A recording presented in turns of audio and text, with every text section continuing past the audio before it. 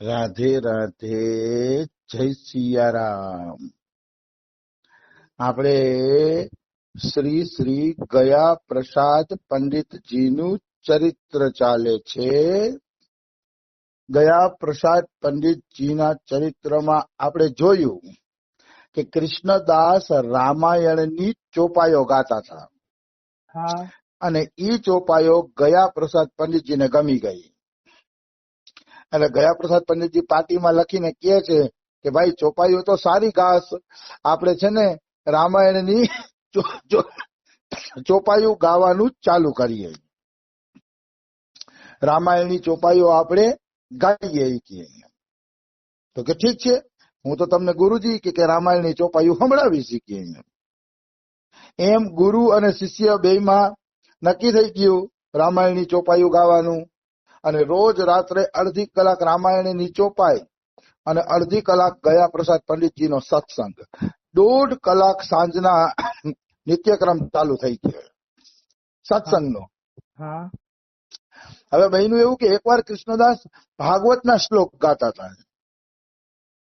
ભાગવતના શ્લોક, ક્યાં શ્લોક? એસામ ઘોષ નિવાસી નામ ઉત ભવાન કિમ દેવ રાતે તીનઃ. મને તો શ્લોક નથી આવડતો, પણ એક લીટી આવડે છે, એમાં લખી હતી.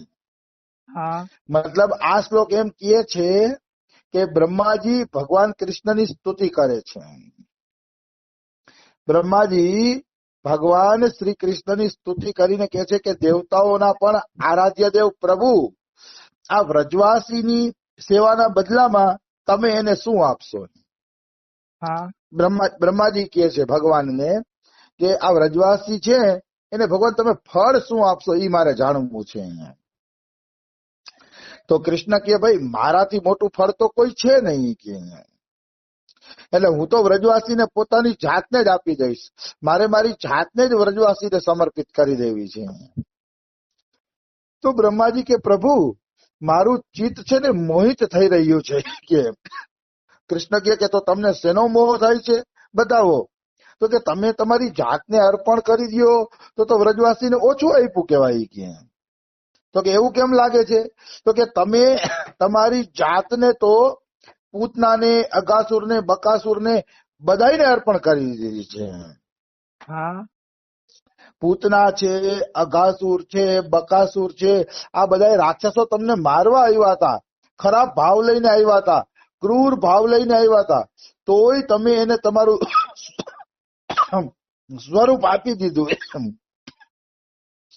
તમારું સ્વરૂપ આપી અને તમે એને મુક્તિ આપી દીધી. તો તમે જો અસુરોને મુક્તિ આપી શકતા હોય તો પછી વ્રજવાસીને મુક્તિ આપો તો અન્યાય થયો ગણાય. વ્રજવાસીને ઈ જ મુક્તિ અને અઘાસુર બકાસુર ને ઈ જ મુક્તિ, પ્રેમ કરવા વાળાને ઈ જ મુક્તિ અને નફરત કરવા વાળાને ઈ જ મુક્તિ. ઈ મેળ નથી કે. ઈ કે મેળવાળું નથી કે, ઈ બેકાર વાત છે. પ્રભુ કે હું તો એમ કઉ છું કે તમે વ્રજવાસીના ઋણમાંથી કોઈ દી મુક્ત થાશો જ નહીં.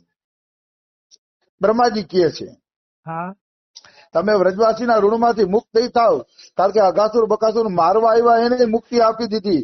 જયારે વ્રજવાસીઓએ તો તમને ઘર અર્પણ કર્યા, ધન અર્પણ કર્યું, સ્વજન, પ્રિય, શરીર, પુત્ર, પ્રાણ અને મન, આટલી વસ્તુ વ્રજવાસીએ અર્પણ કરી ને ત્યારે વ્રજવાસી લોકો ભગવાનને પોતાના પ્રેમમાં બાંધી શક્યા.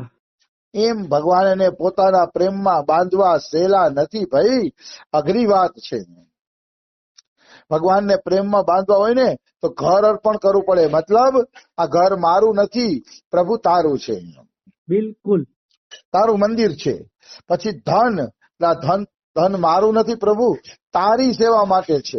હું તો ચોર છું કે આ ધનમાંથી હું જમું છું, ભોજન લઉં છું, વસ્ત્ર પહેરું છું, એ તો ભગવાન ચોરી છે, ધન તો તમારું છે, એમ માનવાનું. પછી સ્વજન એટલે હગાવાલા પણ પ્રભુ તારા છે, તારા નાતે મને પ્રિય છે. પછી શરીર, શરીર આપણું નથી, શરીર પણ ભગવાનનું છે. અને પુત્ર, પ્રાણ અને મન, આ પુત્ર, પ્રાણ અને મન પણ તારા જ છે, મારા નથી. આવી વાત છે અહીંયા. એટલે કહેવાનો ભાવ શું છે? બધું ભગવાનને સમર્પણ કરીએ ને ત્યારે ભગવાન વશમાં થાય છે. એટલે બ્રહ્માજી બોલે છે, અહો ભાગ્યમ, અહો ભાગ્યમ, નંદ ગોપ વ્રજૌકસામ, યન મિત્રમ પરમાનંદમ, પૂર્ણમ બ્રહ્મ સનાતનમ. બહુ દિવ્ય શ્લોક છે. અહો ભાગ્યમ એટલે ઓહો, વ્રજવાસીઓના ભાગ્યને ધન્ય છે. વ્રજવાસીઓના ભાગ્યને ધન્ય છે. એના સૌભાગ્યનું શું વર્ણન કરવું, બ્રહ્માજી કહે છે. નંદ ગોપ વ્રજૌકસામ, નંદ બાબાના ગોકુળમાં રહેવા વાળા ગોપ ગોપીઓના સૌભાગ્યનું મારે શું વર્ણન કરવું?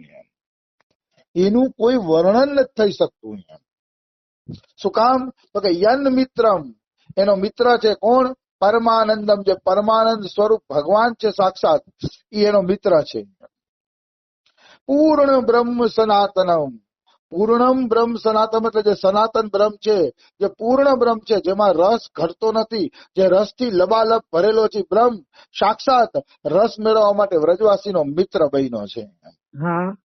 એ સાક્ષાત ભગવાન.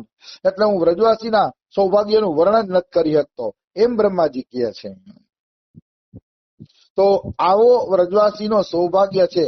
પણ મેં પહેલા જ કીધું, એને સર્વસ્વ સમર્પણ કરીને એ પૂર્ણ બ્રહ્મ સનાતનને પોતાનો મિત્ર બનાવ્યો છે.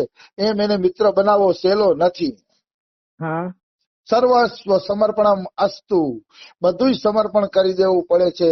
ત્યારે કૃષ્ણ છે ને મિત્ર બને છે. બધાનો મિત્ર નથી બનતો. નાટક નહીં હાલે, ત્યાં કોઈ પણ પ્રકારના નાટકને સ્થાન નથી. આવી વસ્તુ છે. એટલે નાટકથી પરે છે આ વસ્તુ. એમ એટલે જ બ્રહ્માજીએ કીધું કે આવા વ્રજવાસી ભાગ્યશાળી છે કે ભગવાનને પડીને દાસ બનાવી લીધા છે. એટલે બ્રહ્માજી ઈચ્છા કરે છે કે પ્રભુ મને વ્રજ ભૂમિના કોઈ વનની અંદર અથવા તો ખાસ કરીને ગોકુળમાં મને કોઈ પણ યોનિમાં જન્મ આપો. કે તો અમારા માટે મને કોઈ પણ યોની મારે કૂતરું બનાવો, બિલાડું બનાવો, પક્ષી બનાવો, જે બનાવો એ વૃક્ષ બનાવો, પણ મને વ્રજવાસીઓના ગોકુળમાં બનાવો. મારે વ્રજવાસીના ગોકુળની અંદર પશુ પક્ષી આવું બધું બનવું છે. તો કે એવું કેમ? તો કે કારણ કે અહીંયા જન્મ લેવાથી કોઈને કોઈ પ્રેમી ભક્તોની ચરણ રજ મારી ઉપર પડી જશે. બ્રહ્માજી પણ ભક્તોની ચરણ રજની ઈચ્છા કરે છે. બ્રહ્માજીને પણ એમ છે કે કોઈ ભક્તની ચરણ રજ મારા ઉપર પડી જાય તો હું પણ પવિત્ર નહીં, પ્રેમી ભક્ત જ બની જાય છે. ભક્તની વ્રજરજ પવિત્ર કરે છે તો સાઈડનો ફાયદો છે. પણ જો કોઈ પ્રેમી ભક્તની ચરણ રજ મળી જાય તો તે કીએ આપ સમાન, એ તમને સંત જ બનાવી દેશે, પ્રેમી ભક્ત બનાવી દેશે. નિશ્ચિત પ્રેમી ભક્ત બનાવી દેશે. એમાં કોઈ પણ પ્રકારની શંકા નથી. એટલે કે છે કે પ્રભુ તમારા પ્રેમી ભક્તની ચરણરજ મળી જાય ને, બ્રહ્માજી કહે તો હું ધન્ય થઈ જઈશ. કારણ કે આ ચરણરજ શ્રુતિઓને પણ મળતી નથી. શ્રુતિ એટલે સાંભળીને જે શાસ્ત્ર લખાય એને શ્રુતિ કહેવાય.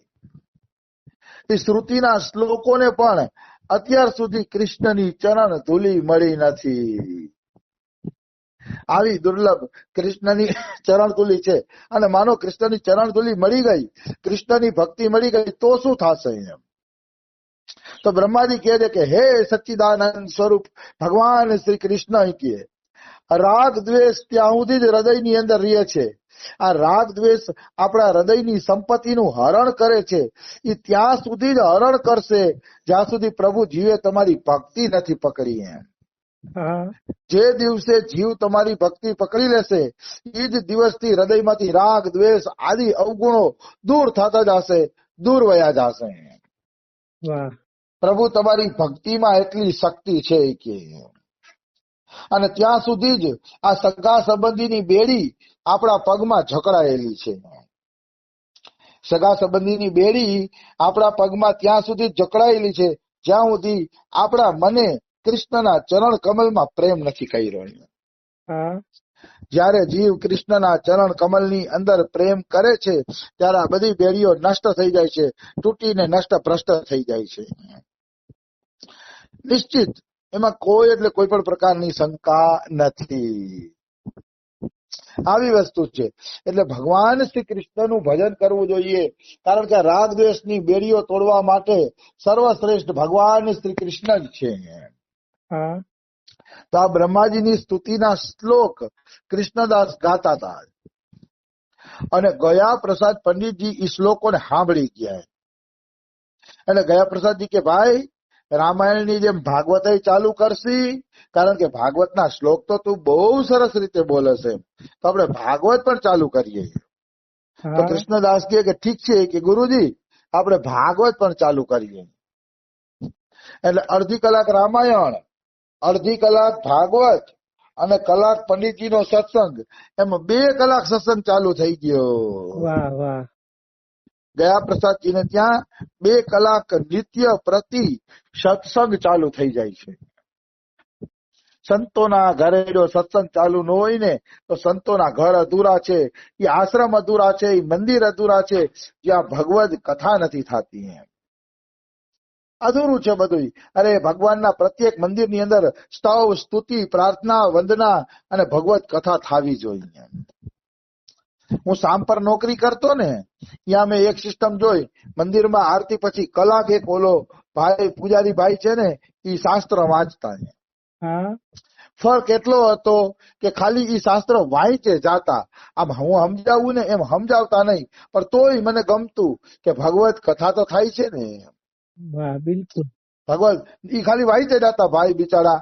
આમ જેમ આમ કેમ આપણે વાત अपने भक्तजनों के हृदय में स्वयं स्फुरित होने वाले भगवान आपके ज्ञान का स्वरूप और महिमा ऐसी ही है, आपके अंदर जगत की कल्पना की जाती है.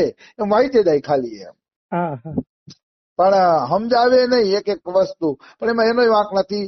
એ બિચારા પૂજારીજી કોઈ કથાકારને મળ્યા હોય, કોઈ હોય તો મને ખબર નથી, મારો બહુ કોન્ટેક્ટ નહોતો, પણ મને એટલી ખબર છે કે એની કથા થતી ને મને ગમતી.